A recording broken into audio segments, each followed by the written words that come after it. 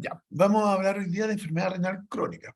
Este es un tema bien importante porque es muy frecuente y es un tema bien complejo, sobre todo porque tiene eh, varios elementos que tienen que ver con, no solamente con mortalidad, sino con calidad de vida. Entonces, y es una enfermedad, entre comillas, que uno está obligado a evitar la progresión, porque se sabe cómo progresa y se sabe cómo avanza. Entonces, como una enfermedad progresiva, nosotros tenemos mucho que hacer como médicos para prevenirla, la progresión y también prevenir la aparición, ¿ya? Vamos a definirla como una enfermedad progresiva y esa es la clave aquí, es una enfermedad progresiva, ¿ya? El otro concepto que es irreversible. Irreversible hace referencia a que en el fondo no vuelve atrás. Ahora, uno podría decir, pero bueno, uno puede tratarla con diálisis, o sea, si se pierde la función renal, nosotros podemos al paciente dializarlo y reemplazar un poco la función renal, que eso, en el fondo, las terapias dialíticas se llaman terapias de reemplazo renal. Pero ¿cuál es la diferencia? Es que con la diálisis no se puede reemplazar todas las funciones, se reemplazan algunas funciones o algunos aspectos dentro de lo que significa la función renal. Entonces, por eso se considera irreversible. Uno podría decir, bueno, la dializamos, no tenemos problemas, pero sí hay problemas aunque el paciente entre en hemodiálisis, aunque entre en estas terapias de reemplazo renal. Bueno, la función aquí defino funciones muy básicas, pero acuérdense que tiene función excretora y depuradora. Excretora de sustancia actora, depuradora de lo mismo. De hecho, cuando nosotros hablamos de clearance, estamos hablando de depuración. No sé si ustedes, bueno, ya saben algo de fisiología, ya bueno, vieron infuria renal aguda, etcétera. Tiene funciones endocrinas múltiples, no solamente tiene que ver con regulación de los hidratos de carbono, tiene con regulación del calcio, etcétera, absorción de, digamos, vitaminas, etcétera. También tiene una, muy importante la mantención de la hemostasia, en referente a la hemostasia del agua. Si yo tomo mucha agua y mi riñón no funciona, voy a tener problemas graves de la hemostasia, lo mismo en relación al consumo de potasio, sodio, etcétera. Acuérdense que el gran regulador de nuestro medio interno es el riñón. Nosotros podemos comer, consumir cosas, pero el que terminan regulando es nuestro riñón. O sea, si no fuera por el riñón, no podríamos tomar una cantidad escasa de agua, ni mayor de agua, porque la regulación es en los dos sentidos, o no podríamos tomar una cantidad mayor de sodio y una cantidad menor de sodio, que es lo que ocupamos normalmente. Por lo tanto, súper importante lo que tiene que ver con estas funciones. Mantención de la hemostasia, obviamente excretora, depuradora y obviamente hay otras funciones, pero dijimos cómo están las más importantes, ¿ya? Aquí comenzamos con los problemas, ¿ya? ¿En qué sentido problema? En el sentido de la definición de lo que es una enfermedad crónica, ¿ya? En este caso, enfermedad renal crónica. Si nosotros nos vamos, hay distintas asociaciones que plantean distintos diagnósticos. Aquí yo le estoy mostrando lo que actualmente se considera como estándar, que es digamos, la que presentó un grupo que se llama CALIGO, KDIGO, como KDIGO, como quieran decirle, que es el acrónimo de Kidney Disease Improving Global Outcomes. Esto significa, en el fondo, cómo mejoramos los resultados en relación, a nivel global en relación a enfermedad renal. Eso es lo que significa KDIGO en español. O sea, en el fondo, tenemos posibilidad real de mejorar los resultados y esta asociación está fundada con ese sentido, que existe la posibilidad de mejorar resultados. Si fuera una enfermedad donde no existe la posibilidad, uno diría, oh, ¿para qué hacemos tanta cosa? La gracia es que aquí sí tenemos un rol súper importante los médicos en términos de prevención y evitar la progresión. Eso es clave, evitar la progresión. Entonces, definen crónico como más de 3 meses. Esto ya lo había visto un poco en la clase de injuria renal aguda el doctor Quesada, cuando hablábamos de que antes de 3 meses no se puede hablar de crónico, que tiene que ser por lo menos 3 meses. Y eso hay que tenerlo súper importante. Y miren lo que define.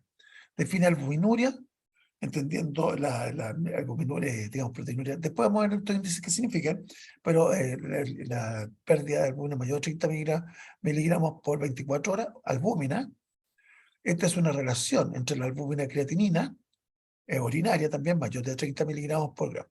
Entonces, fíjense que aquí nosotros ya estamos pensando si tiene más de 3 meses y si cumple, por ejemplo, este criterio de albuminuria mayor de 30 miligramos, nosotros ya pensamos que tiene una enfermedad renal.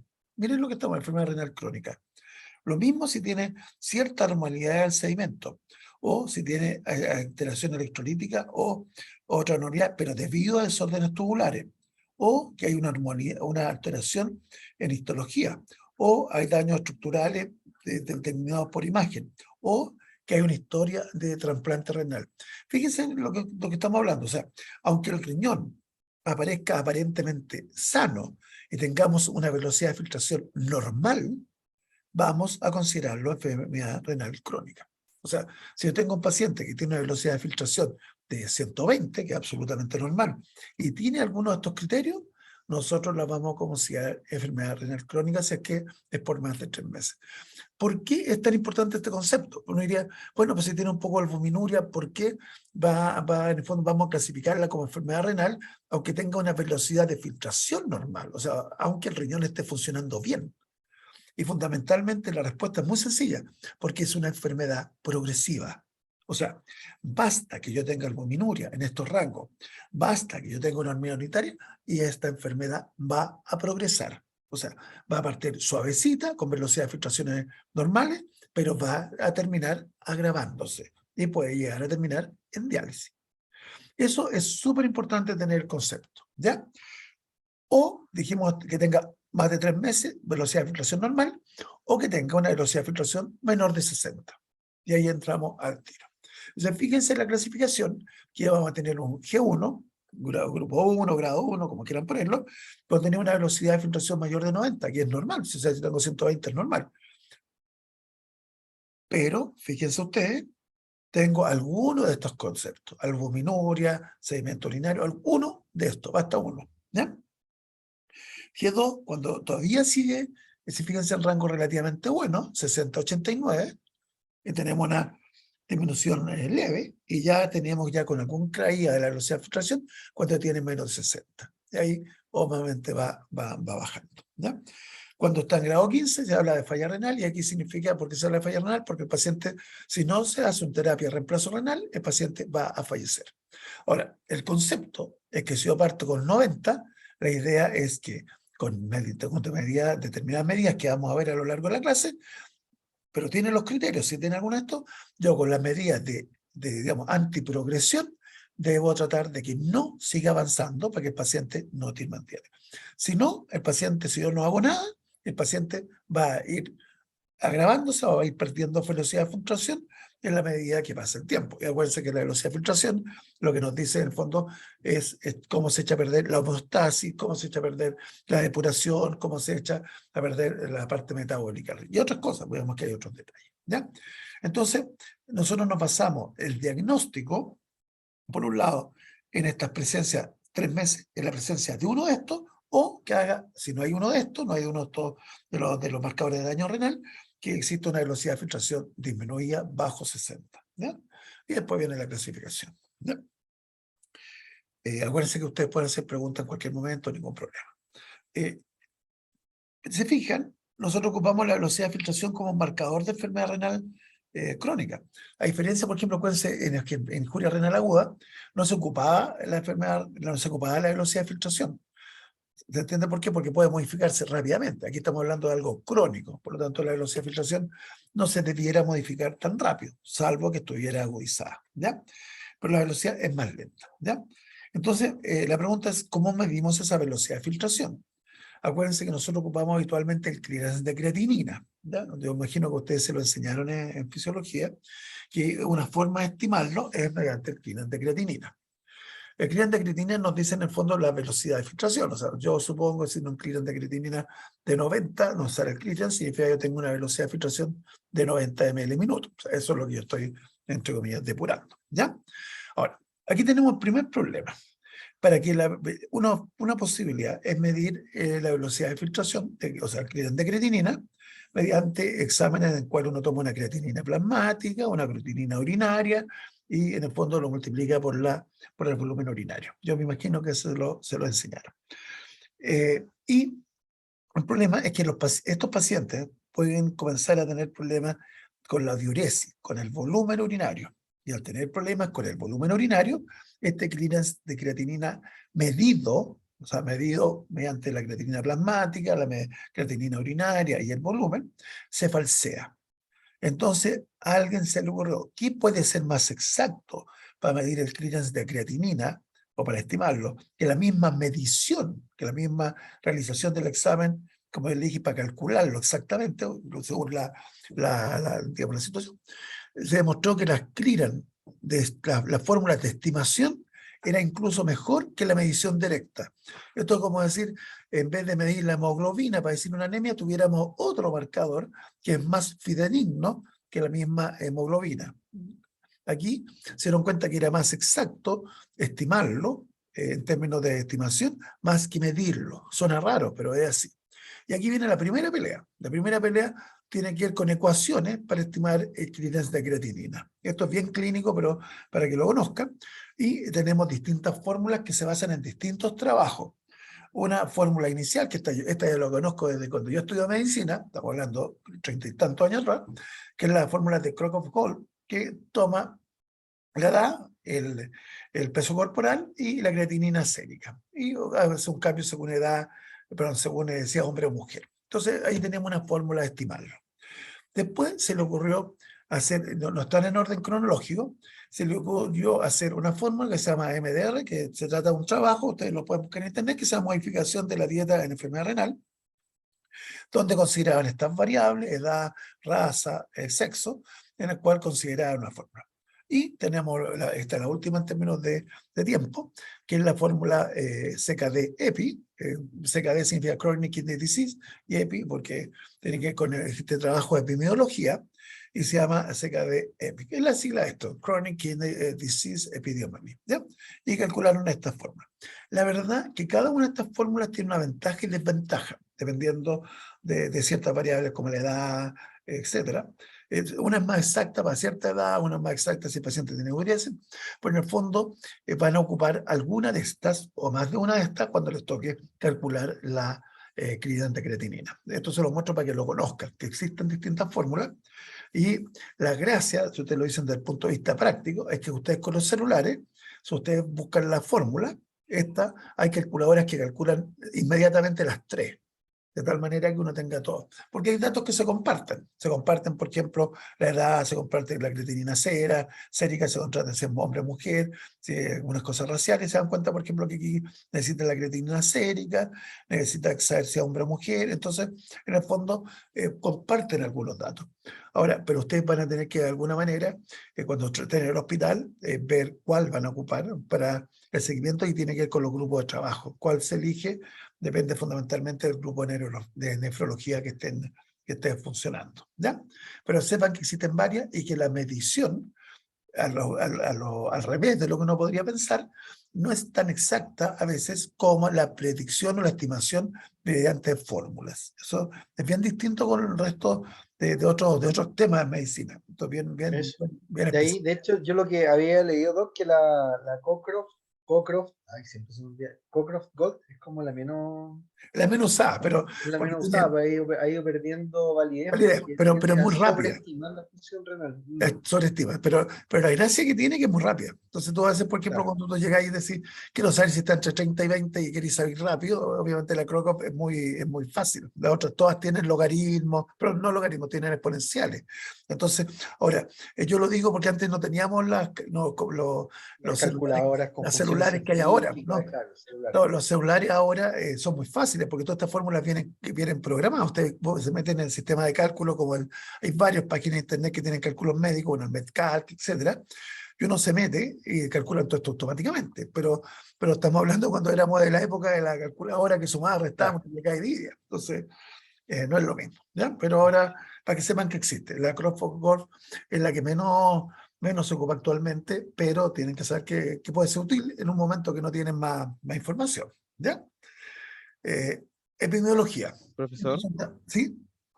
usted había dicho que estas fórmulas como que era mejor ocuparlas cuando No, había alguna alteración no, no. de la diuresis.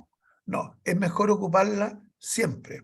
Lo que trato de decir es que la medición del clearance, la medición, acuérdense, para calcular ustedes midan de clearance, si ustedes piden como examen en el hospital, clearance de creatinina, lo que van a hacer tomarle una muestra de creatinina plasmática, van a tomarle una muestra de creatinina en orina y van a ver la diuresis. Así se calcula el clearance de creatinina, se mide.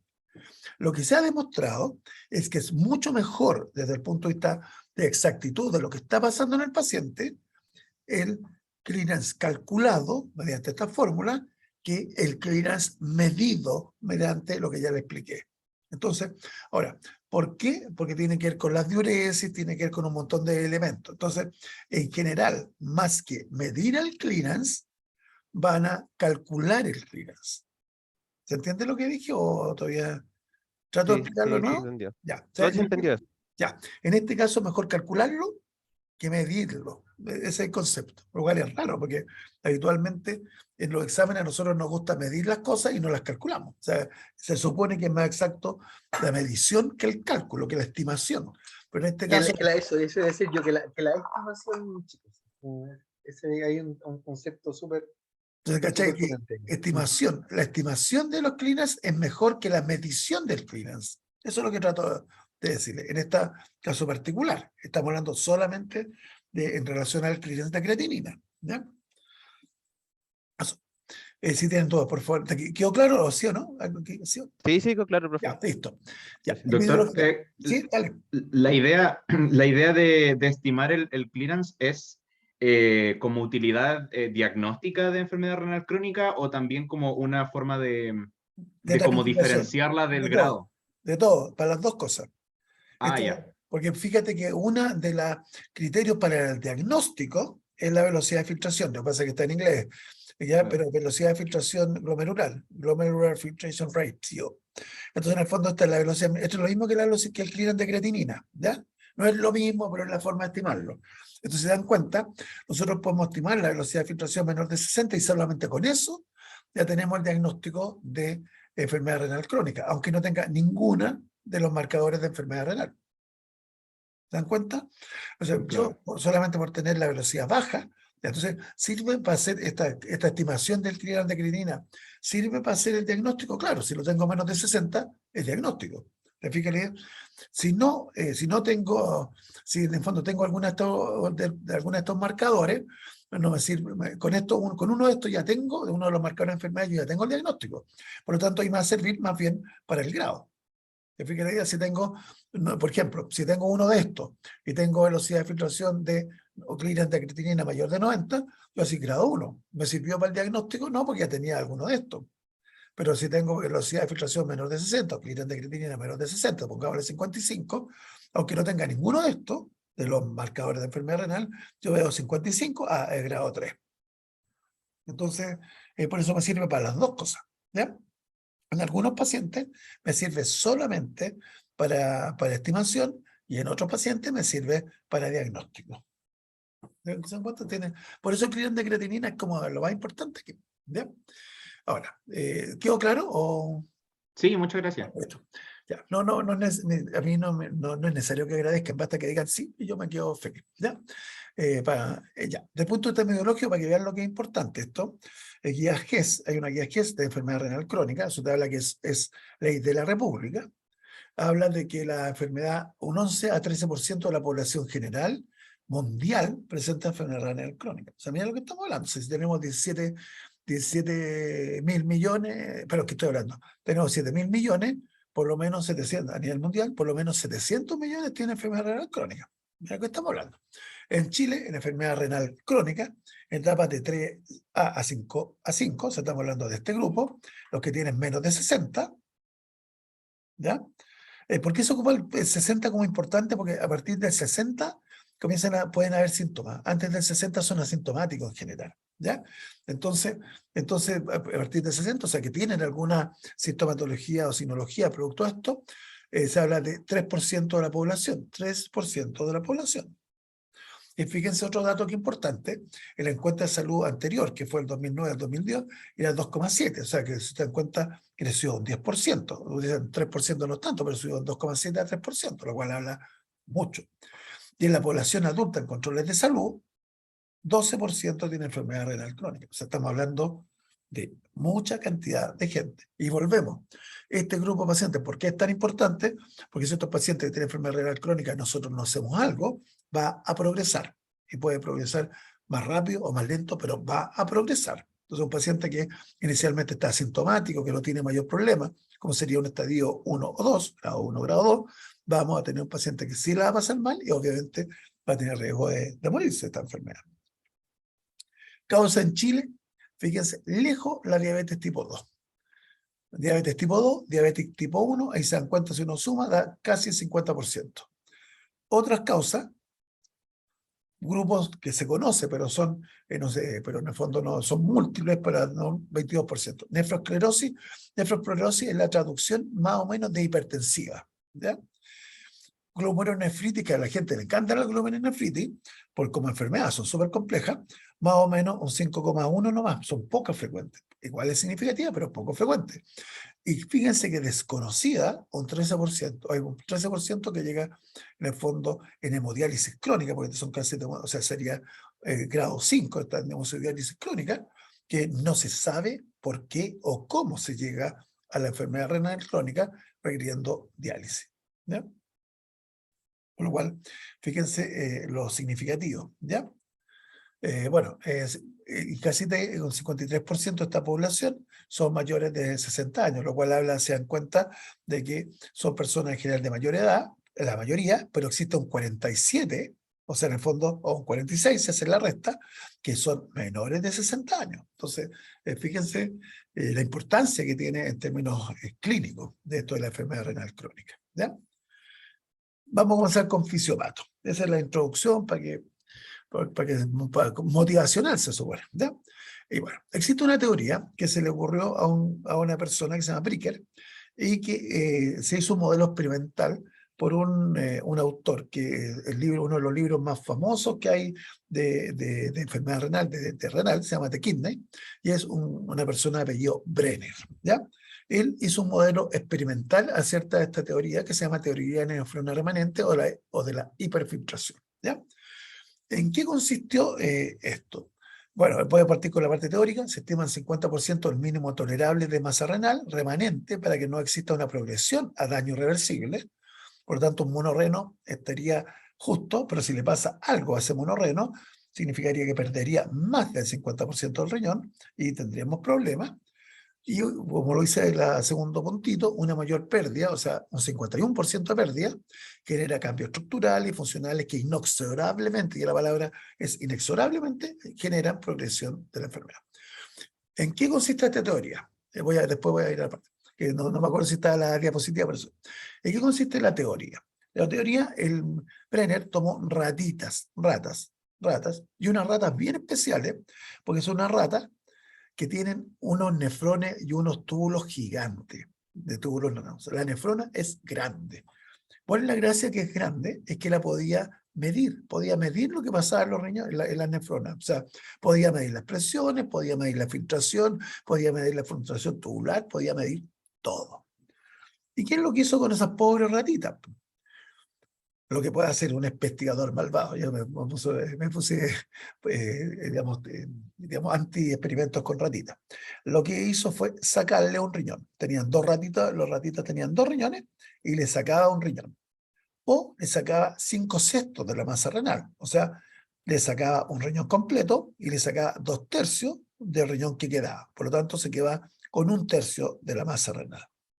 Si tenía entre los dos riñones pesaban 10 gramos, le dejaba, en un caso, 5 gramos, le sacaba un riñón completo, o le sacaba, pensando los 10, le sacaba, en el fondo, 67 gramos, o sea, 6,7 gramos, y le dejaba 3,7 gramos. Y ahí se dedicó a hacer mediciones, porque como podía medirle lo que se le ocurría, medía cosas. De ahí a donde fundamenta esta teoría de esto, de lo que acabo de mostrar. ¿Qué pasaba? Y esto fue lo que se veía también en la ratita. En la primera semana post-nefrectomía, estos obviamente eran pacientes no sanos, teóricamente, que eran donantes de riñón. Entonces aprovecharon seres humanos donantes de riñón y ver qué pasaba. Pero es lo mismo que se hizo inicialmente con la ratita, ¿ya? Exactamente, o muy parecido, ¿ya? En la primera semana post-nefrectomía se observa una velocidad de filtración de un 65 a 70% en relación a la previa. Lo voy a explicar. Lo lógico es que si yo tengo los dos riñones funcionando y me sacan un riñón, la velocidad de filtración o el funcionamiento o el cliente de creatinina bajaría a la mitad. ¿Cachan la idea? Yo llego, tengo los dos riñones, tenía una velocidad de filtración de 120, lo lógico es que si los dos están normales, yo me sacan un riñón, debiera bajarme a 60. ¿Por qué? Porque saqué la mitad. Y eso ocurre inmediatamente postdiálisis, pero después de la primera semana aumenta a un 65-70%. O sea, en el fondo es como si no hubieran sacado la mitad un riñón, no es como si hubieran sacado la mitad de la masa, es como si hubieran sacado un 70% de la masa. Entonces, ¿pero por qué? ¿Por qué se observa que esa velocidad de filtración que cae inicialmente, después mejora? ¿Por qué mi organismo inicialmente me saca la mitad de mi masa renal, o sea, un riñón completo, y después vuelve a funcionar como si me hubieran sacado menos de la mitad? ¿Ya? Entonces, se estimó que la elevación al 40% de esa velocidad de filtración, que se bajaba al principio, pero después se mejoraba, era exclusivamente por aumento de la coeficiente de filtración. Dejar si tengo el bonito. Me sacó la fórmula el doctor, ya. Este fue mandadoso de nuestro jefecito Quesada, ¿ya? Acuérdense, ¿de qué depende la filtración? En el fondo, el coeficiente de filtración, que en el fondo lo que tanto deja pasar la membrana, presión hidrostática menos presión oncótica, ¿ya? Entonces, se demostró que exclusivamente, en este caso por ser riñón, hay un delta presión entre la presión aferente y eferente, y en el fondo la presión, digamos, en la vena, ¿ya? Pero, o la presión de la cápsula. Entonces, en el fondo, el aumento se debía por cambios en el riñón, para hacerlo más, que tenían que ver con la capacidad del riñón de filtrar, o sea, cambiaba el coeficiente de filtración, ¿ya? Ahora, esta hiperfiltración adaptativa, este cambio del coeficiente de filtración, en el fondo es atribuible a que existe en los glomérulos que quedaron, porque en el fondo, acuérdense que aquí el modelo es sacar un riñón, por lo tanto, quedan el otro riñón, que al 50%, o que en el caso del modelo 5/6, que a un tercio, los riñones que quedan, los nefrones que quedan, los nefrones remanentes, compensan la pérdida de riñón hiperfiltrando o hiperperfusión, o sea, llegándole más sangre a los que quedan, creciendo. O sea, y por eso hiperfiltran, ¿ya? Entonces, ahí, en el fondo, si yo me sacan un riñón, el riñón que queda reemplaza en parte la función del riñón que me sacaron, y cómo reemplaza en parte hiperfiltrando. Esa hiperfiltración, en el fondo, es producto de una hipertrofia y de una hiperperfusión. Ese es el concepto, ¿ya? Ahora, ¿qué pasa si en estos riñones que me quedan, estos riñones remanentes, tengo hiperperfusión, hiperfiltración e hipertrofia? Se genera hipertensión dentro del glomérulo. Porque yo, para poder filtrar más, necesito tener más presiones. Si yo tengo las mismas presiones, voy a filtrar lo mismo. Tengo que haber una ganancia en un delta de presiones, ¿ya? Acuérdense que para filtrar es la diferencia de la presión de la arteriola aferente menos la deferente. Y entonces, por lo tanto, yo necesito presiones o un delta de presiones más grande para que pueda compensar la filtración, ¿ya? Si está muy enredado, por favor, me dicen al tiro, ¿ya? Pero en el fondo, eso se trata. Entonces, al principio sabemos que es por el aumento del coeficiente de filtración, pero solamente un 40%. El resto tiene que ver con cambios hemodinámicos dentro del riñón, dentro de la nefrona, porque estamos en la nefrona, que llevan a hiperperfusión, hipertrofia e hiperfiltración. Lo malo de todo esto es que, en el fondo, se genera hipertensión glomerular, lo cual tiene un efecto bien importante. ¿Se entendió? ¿O alguien que me diga sí? ¿No? Ahí me dice que sí. Ya. Sí, profe, se entendió. ¿Se entendió como todo el proceso? Lo único Ya, que me quedó que es una pequeña duda. Usted dale. dijo que esto puede generar una hipertensión glomerular, La ¿no? produce, pero La eso. produce. ¿Y La, eso también es dañino para el cuerpo o no? es dañino para el glomérulo, para la nefrona. Entonces, ¿qué pasa con esa nefrona que quedó? ¿Puedo Sí, dale, dale. hacer solo Dale. una acotación? La hiperfiltración por sí sola no es mala, ¿ok? la mujer gestante hiperfiltra, pero la hiperfiltración de la mujer gestante no es patológica. Tiene que ver un poco con el mecanismo a través del cual se produce la hiperfiltración. Y el tiempo también. Claro, el tema es que el mecanismo por el cual se produce la hiperfiltración, que es lo que ahora nos va a comentar el Doc Rossi, es lo que la transforma en patológica. ¿Ya? Ahora, para que hiperfiltre una nefrona, necesariamente tiene que aumentar la presión neta de filtración. Si tú no modificas la presión intracapsular ni la presión oncótica plasmática, necesariamente la presión hidrostática capilar en el glomérulo o la presión intraglomerular tiene que aumentar. ¿Ya? Pero eso por sí sola no la transforma en mala, sino que va a depender del mecanismo que la esté generando. No. Y es ese mecanismo en el caso de los pacientes que tienen enfermedad renal crónica que la transforma en patológica. No sé si lo logré explicar bien. Pero, profe, Ahora, pero ese, perdón, dale, dime, dale. pero esa hiperperfusión, esa hipertrofia, esa Hiperfiltración. hiperfiltración, claro, esas hiperfiltraciones que son sostenidas ya, aunque no sea, por ejemplo, por el mecanismo patológico, por ejemplo, no sé, una mujer multípara que está teniendo embarazos constantemente. No, pero no es lo mismo. ¿No sería No, al final como un deterioro para la nefrona?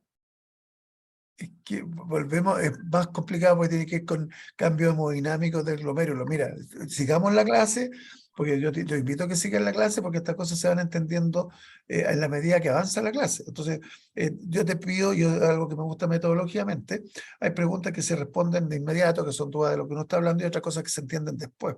Te pido que por Coincido favor con la anotes, porque esto es enredado y la verdad es que, aunque tú no creáis, tienen que en este momento pensarlo como que es así. Después vamos a ir entendiendo qué es lo que pasa, porque si no, la verdad, sin ver diapositivas, esto es casi inexplicable. O sea, casi... Y me sacó la fórmula el doctor Quesada. Ya, vamos. Tenía Ya, otra duda, profe. pero veamos la Dale. clase y después de eso No, pero dime, igual. pero Sí, dime, sí, dime si, dime. Pero haz la no pregunta. era el tema de las personas, por ejemplo, que hacen una donación de un riñón, porque ya Ya, tengo los dos de esas ya, cosas, y dono el riñón, igual se ya. vuelve como a la larga dañino Ese es el para problema. esa Mira, persona. mira, si tú das un riñón, no quedas con enfermedad renal crónica en forma inmediata, pero basta que tengas un pequeño deterioro chiquitito y sí vas a tener problemas. Por eso, en general, yo estoy diciendo algo que puede ser antidonante, ¿cachai? Pero el concepto es que la persona que es monorreno es una persona frágil del punto de vista. Y si uno lo ve estrictamente, voy a tirarme para atrás, estrictamente, si vemos marcadores, dice daño estructural. Y cuando tú tienes un daño estructural que te falta un riñón, claro que es un daño estructural. Entonces, en el fondo, ¿qué haría una persona por ser donante? Si uno es estricto, grado 1. ¿Te fijas? Pero el problema es que volvemos. ¿Un riñón puede ser que ese grado 1 no progrese? Claro que no, porque con 50% de masa renal no debiera progresar hacia que siguen con porque aquí hubo un mecanismo que fue donar un riñón. ¿Esta es la idea?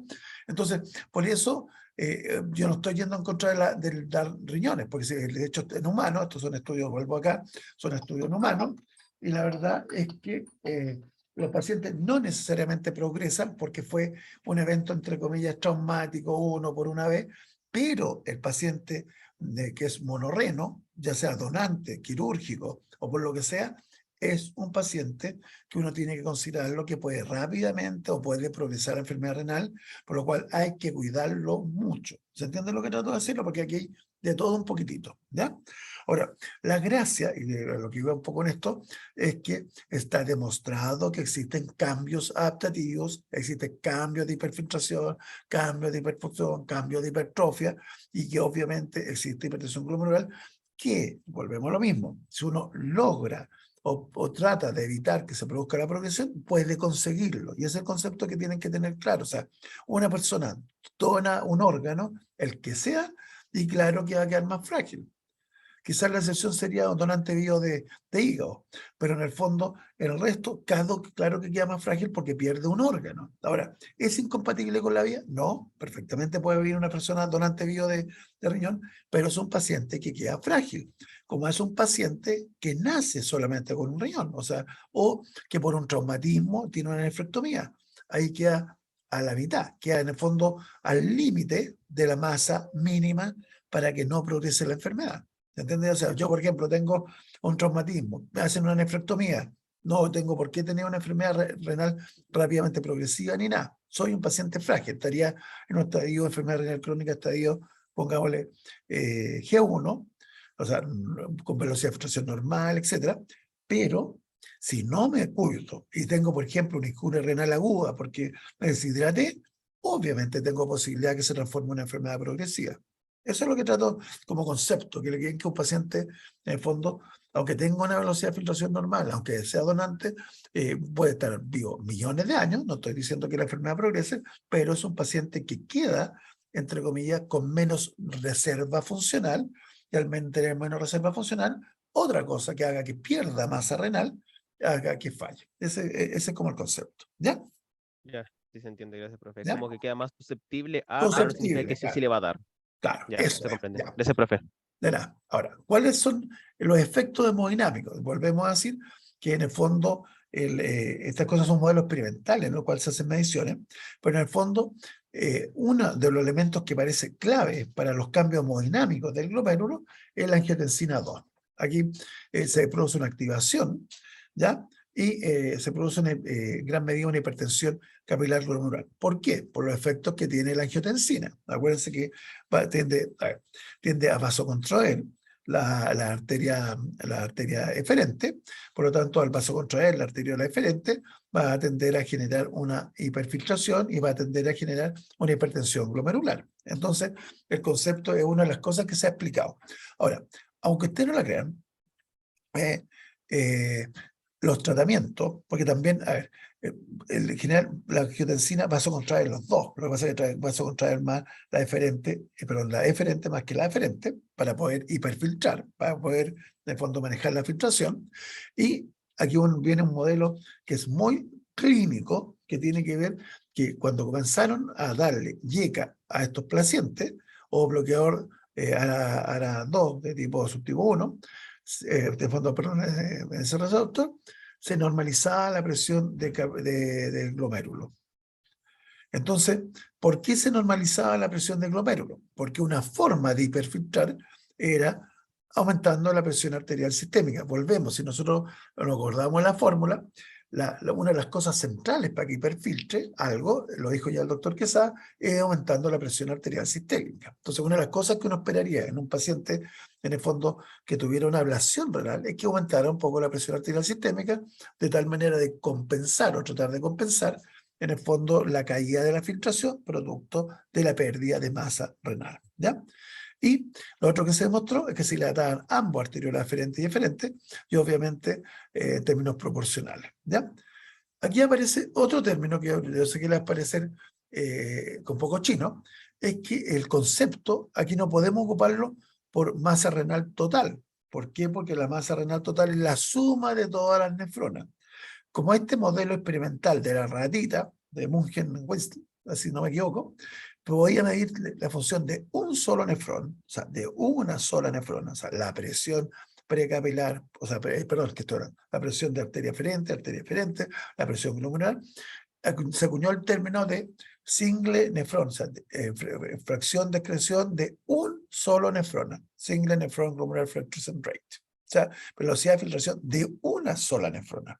Porque lo que se observó fue que la velocidad de filtración disminuía a la mitad, después aumentaba un 40%. Entonces la pregunta es, ¿qué pasa con una sola nefrona? Porque eso es sumando la masa total de los nefrones que quedan. ¿Qué pasa con una sola nefrona? Con una sola nefrona siguió elevada. O sea, en el fondo, pese a que nosotros diéramos inhibidores de angiotensina, perdón, de YECA, pese a que diéramos YECA o diéramos ARA, ARA son bloqueadores bloqueador del receptor, aquí los gringos le ponen ARP1, ¿ya? Lo que hacen en el fondo es que pese a la normalización hemodinámica, seguía existiendo hiperfiltración, ¿ya? Ahora, ¿por qué existía ese aumento de filtración? Porque se modificaba no solamente la hemodinamia, sino el coeficiente de filtración, o sea, entre comillas, la estructura de la membrana, no estoy diciendo algo así muy muy inexacto, pero para que lo entiendan, la estructura de la membrana de tal manera que el coeficiente de filtración mantenía alto. O sea, en otras palabras, pese, en el fondo, a que la hemodinamia se normalizaba con los Y-2, se demostró que a nivel de cada nefrona había un cambio que permitía filtrar más con presiones más normales, entre comillas, no más altas. ¿Ya? Ahora, volvemos porque entre comillas son malos, porque en el fondo la hiperfiltración sí tiene efecto. O sea, yo sé que uno podría decir, bueno, pues lo más importante es la presión, de acuerdo, pero la hiperfiltración tiene efectos, ¿ya? Tiene efectos que tienen que ver con, vamos a llegar al tiro, con la proteinuria y otras cosas, ¿ya? Ahora, acuérdense que cuando se activa el sistema renina-angiotensina-aldosterona, se activa la aldosterona. Y aquí aparece otro concepto súper importante, que la aldosterona tiene efectos profibróticos. ¿Por qué es importante profibrótico? Porque profibrótico significa que se altera el intersticio del riñón y se produce algo que es muy temido, que se llama esclerosis, que es el depósito en el fondo de colágeno, que termina de alterar la función del glomérulo. En otras palabras, la esclerosis de los glomerulosclerosis, termina echando a perder la función glomerular. O sea, en el fondo mata glomérulos que están antes sanos. ¿Qué pasa si se matan más glomérulos? La velocidad de filtración en los glomérulos que quedan aumenta. Por lo tanto, aumenta la hiperfiltración, aumenta la presión del glomérulo y se van generando problemas, en el fondo, más grandes en cada glomérulo. ¿Ya? Entonces, y más encima, teóricamente, la aldosterona, que habitualmente aparece con poco efecto en términos de tonos vasomotores, teóricamente habría también un efecto de tipo vasomotor, lo cual no es lo habitual. Habitualmente la aldosterona uno no la plantea como un elemento vasoactivo, pero en dosis bajísima de concentraciones nanomolares se observó que sí tenía efecto de constricción en la arteriola. ¿Ya? Entonces tendríamos este otro elemento que el sistema renina-angiotensina tiene efectos también, digamos, la aldosterona tendría efectos que no son solamente hemodinámicos, pero que no son solamente estructurales en términos de profibróticos, sino también efectos hemodinámicos dentro del glomérulo. Y volvemos un poco a la hipertensión e hiperfiltración. ¿Ya?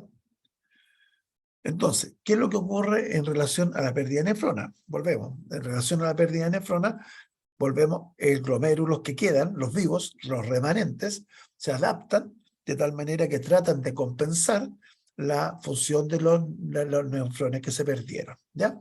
Entonces vamos a ir viendo ahora cada una de las cosas que hace para compensar. Ya sabemos que en regla general se produce cambio de la hemodinamia, cambios estructurales que se traducen en un cambio de la coeficiente de filtración y cambio en lo que tiene que ver con las presiones de filtración, de tal manera que se hiperfiltra. Y obviamente el glomérulo también se pone más hipertenso, porque tiene presiones más altas. El glomérulo. ¿Qué glomérulo? El que sobrevive, el que queda. ¿Ya?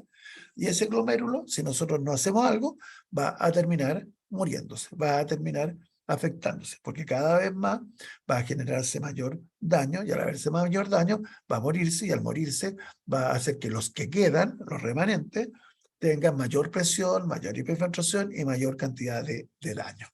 ¿Ya? Entonces, ¿cómo nos adaptamos? ¿Qué es lo que ocurre? Entonces vamos a ir viendo qué pasa con la afegina, con la regulación de volumen. ¿Ya? Y lo que ocurre, y es bien lógico, nosotros necesitamos botar un poco el sodio, pero no tanto. Pero ¿qué pasa cuando cae la velocidad de filtración glomerular? Comienza a aumentar la fracción excretada de sodio. ¿Fracción excretada de sodio de dónde? De la nefrona que está viva. Entonces la pregunta es, si uno ve a nivel sistémico, ¿bota más o menor cantidad de sodio el riñón? Inicialmente bota la misma, pero el problema es que cada nefrona, en el fondo, aumenta la excreción de sodio. En otras palabras, si yo antes comía 2 gramos de sodio y lo botaba con 1.000.000 de nefronas, si me sacaron al riñón, quedan 500 nefronas, 500.000 nefronas. Por lo tanto, los mismos 2 gramos de sodio los voy a matar con, en el fondo, con la mitad de cantidad de nefronas. Por lo tanto, ¿cuánto bota cada una? El doble. Por lo tanto, aumenta la excreción fraccional de sodio. ¿Se dan cuenta? Entonces uno dice, claro, en total votamos lo mismo, pero por cada nefrona existe mayor trabajo en términos, porque tiene que votar mayor cantidad de sodio. ¿Se entiende? Ahora, ¿Cuáles son las zonas que se ajustan de la nefrona? Se ajusta fundamentalmente del asa gente y nefrona distal. Uno podría decir, mira, lo que ocurre inicialmente es que cambia, por ejemplo, la absorción de sodio y se absorbe medio nivel de tubo proximal, pero ahí no ocurren los cambios, lo cual, entre comillas, es bien interesante, ¿ya? Entonces, ¿qué se observa? A las 4 semanas después de la cirugía, que es cirugía, nefrectomía, se observa un aumento sustancial en los cotransportadores sodio, potasio, 2-cloro y sodio-cloro. ¿Dónde está el sodio, potasio, 2-cloro? En asa génere y la sodio-cloro, túbulo distal. ¿Se dan cuenta? Entonces, ¿cuál sería el mecanismo de adaptación para aumentar la excreción fraccional de sodio? Mediante, en el fondo, estos cotransportadores, ¿ya? ¿Esto hasta cuándo? Si ustedes se dan cuenta, entonces, bueno, tenemos una ligera balance positivo de sodio, entre comillas. ¿Qué es lo que va a ocurrir? Va a ocurrir, estamos hablando del tiempo cero. Tiempo cero, en el fondo, no regula bien, porque cayó la velocidad de filtración, se tiende a tener un balance positivo de sodio, porque con aumento del LEC. Al aumentar el LEC, aumenta la presión arterial sistémica, lo cual conduce a un aumento de la fracción excretada y restablece el equilibrio. Lo que trato de decir es que todos estos fenómenos adaptativos no son instantáneos y tienen que ver también con presión arterial sistémica. O sea, en otras palabras, ¿qué esperaría yo si hay un paciente que hace una nefrectomía? Lo que yo esperaría es que tuviera una caída de la velocidad de filtración inicialmente, que después se recupera a la semana, 15 días, más o menos un 40% de lo que perdió, o sea, casi recupera la mitad de lo que se había perdido, pero va a hacerlo inicialmente con una presión arterial sistémica más alta, pero con eso va a aumentar la presión excretada de sodio, se tiende a normalizar la presión y se mantiene en un nuevo equilibrio, un nuevo steady state, pero con una fracción excretada de sodio más alta por cada nefrona, por cada nefrona, ¿ya? Ahora, ¿qué pasa? Doc, Sí, dale. ¿Sí? ¿le parece que quedemos aquí? Bueno, sí. Son ya las 6. Deja terminar la diapositiva para no quedarme con la Ya, enganchada, sin ¿ya? ningún problema. Ya. Ahora, ¿cuál es el problema? Que se pierde regulación, porque como están estas bombas con transportador, están estos contractores funcionando distinto, se pierde la capacidad de regulación en el sentido de que también se pierde al final la tasa de conservación, porque se van perdiendo nefronas. Entonces, al final, tampoco o sea, tiende a conversar sodio, por lo tanto pierde la capacidad de excretar sodio. Entonces no puede excretar menos de 20 a 30 mil equivalentes por día. Entonces se dan cuenta, lo que se pierde es para los dos lados. Se gana en la excreción fraccional de sodio, por lo cual boto más sodio, pero tampoco puedo dejar de botarlo. Entonces se pierde regulación en los dos sentidos, ¿ya? Entonces, si estos pacientes toman o sea, dejan de tomar sodio a cero, va a seguir botando sodio. ¿Se dan cuenta? Porque en el fondo no puede, pero no logran regular en forma adecuada la excreción de sodio, y como lo dije en principio, para los dos lados. O sea, los pacientes con enfermedad renal crónica pierden tanto para botar cargas de sodio como para supresión de sodio. O sea, dejo de comer sodio, también va a ser distinto que una persona normal, porque nosotros podemos limitar la carga, la pérdida de sodio, como también podemos tolerar botar una carga de sodio. ¿Ya? Eso, dejarlo por mientras. ¿Ya? ¿Ya? ¿Aló? Aquí sí, aquí estoy. Ya. Eso. Muchas gracias, Doc. Chicos. Ya. Te tengo la grabación. Chicos.